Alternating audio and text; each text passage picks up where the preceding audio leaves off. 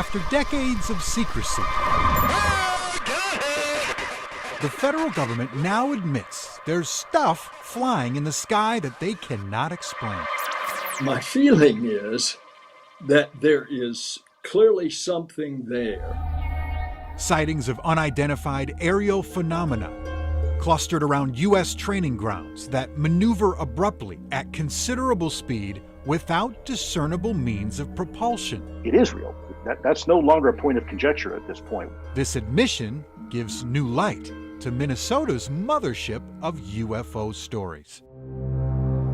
August 27, 1979, Warren, Minnesota, 20 miles from the North Dakota border.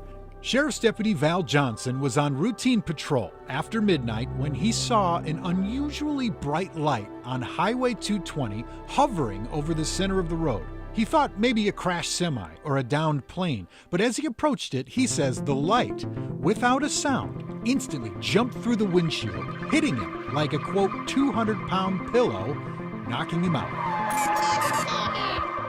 His watch and car clock had stopped working. He says his teeth were fractured at the gum line, his eyes burned. A doctor said it appeared as if Johnson suffered welder's burn in his eyes. His story and injuries mystified the nation. It's fun to look through them all. A light in the night.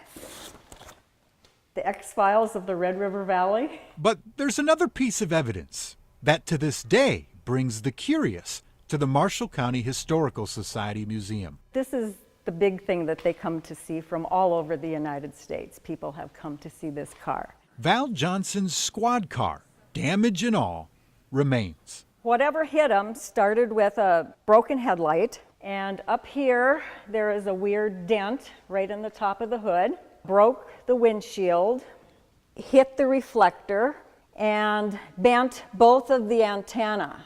When they found him, his watch and the car had stopped for 14 minutes. Who knows? The sheriff's office back in '79 brought out experts from Honeywell and the Ford Motor Company to examine the damage. The crash investigator from Ford said the cracks in the glass, collectively, were unlike anything he'd seen before.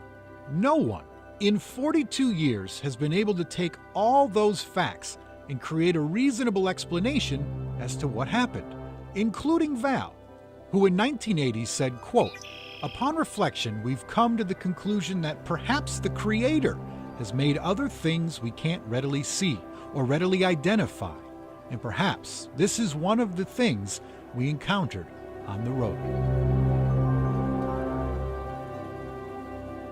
So where is Deputy Johnson today? Well, we asked about him in town, and people had told us that he moved away and stopped doing interviews on this a while ago.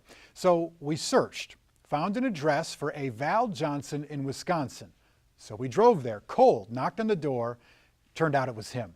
We spoke to him for 20 minutes, but he did not want to go on record, he said, because of the stress that it's caused his family for a long time. He did, however, give us permission to pass on this notion. He hopes these UFO sightings and these new government reports maybe give people new perspective on his story.